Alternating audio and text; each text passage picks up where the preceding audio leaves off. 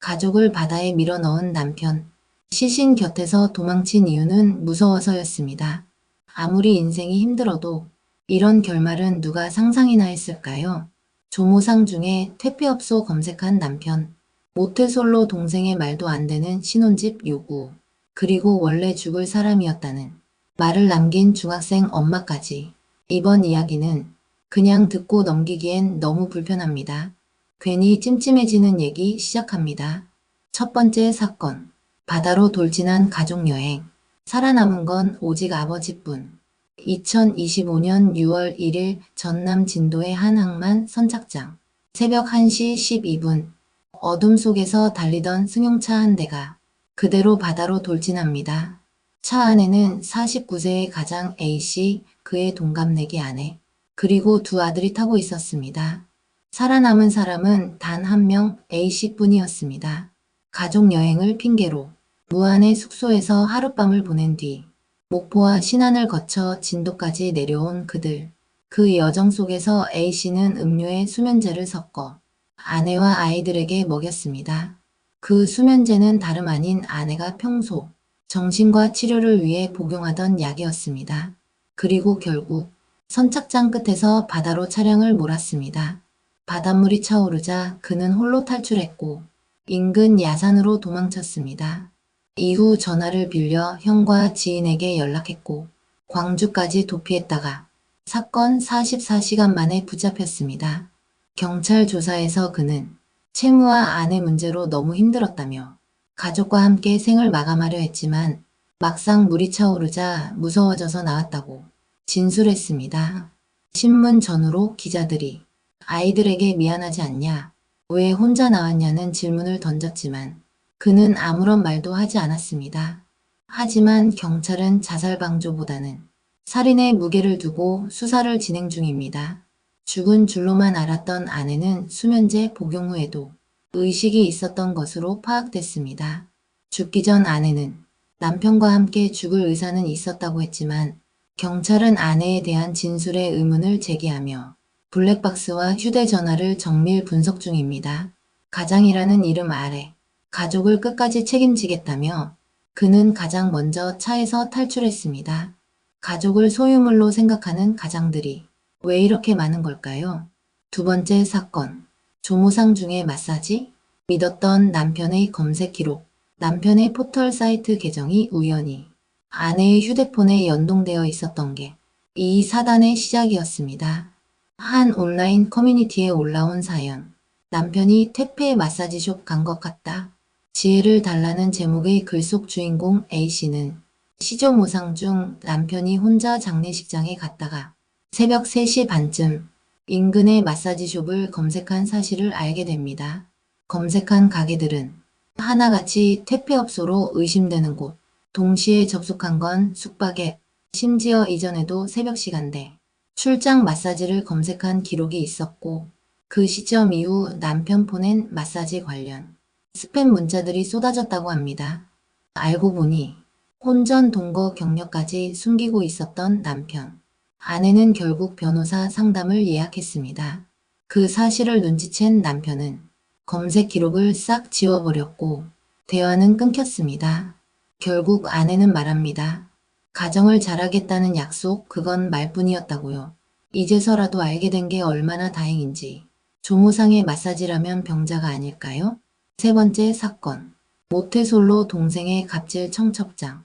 잠실 30평대 전셋집 요구. 갑자기 여자친구가 생겼다는 남동생. 누나에게 전한 첫마디는 결혼할 건데 잠실에 30평대 전셋집 해줘. 그의 여자친구는 명품으로 치장하고 상견례 자리에서 팔짱을 끼며 애교를 부렸습니다. 처음엔 능력 있는 집안인 줄 알았지만 현실은 현금 5천만 원이 펀드에 묶여있는 상태.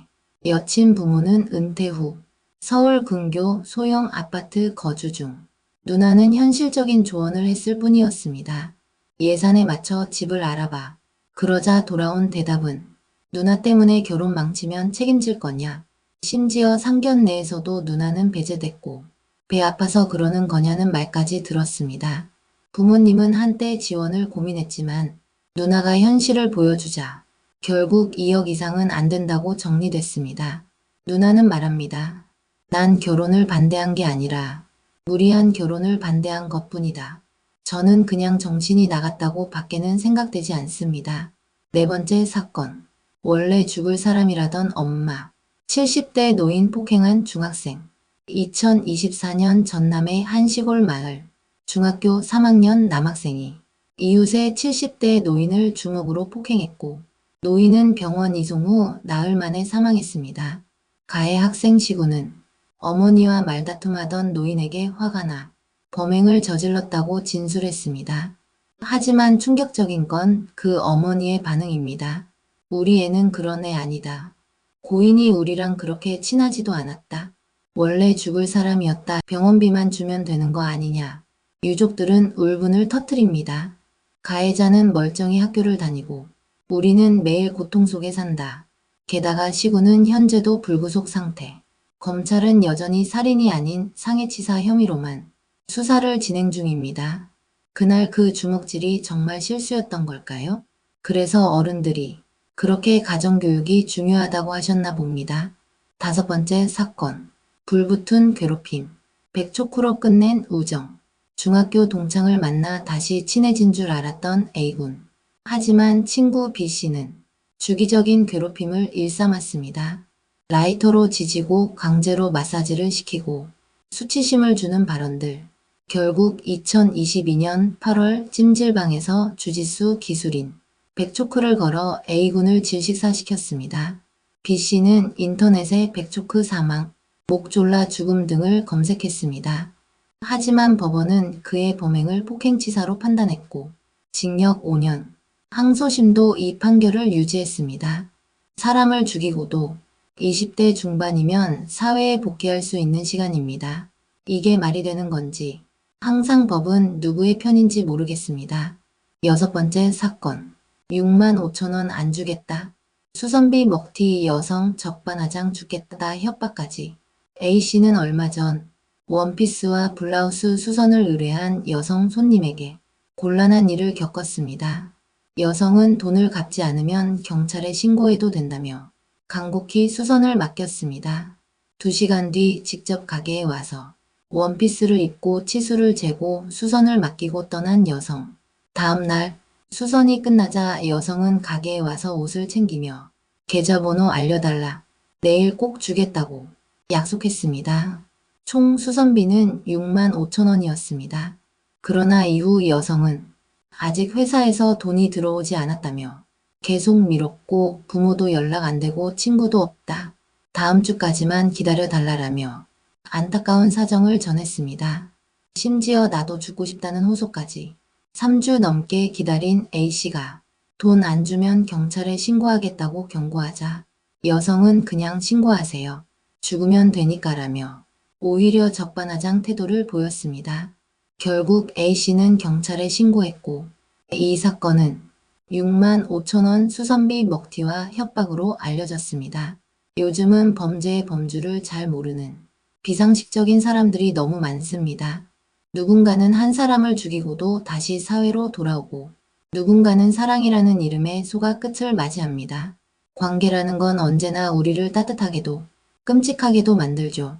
괜히 찜찜해지는 얘기 다음 편에서 또 찾아뵙겠습니다.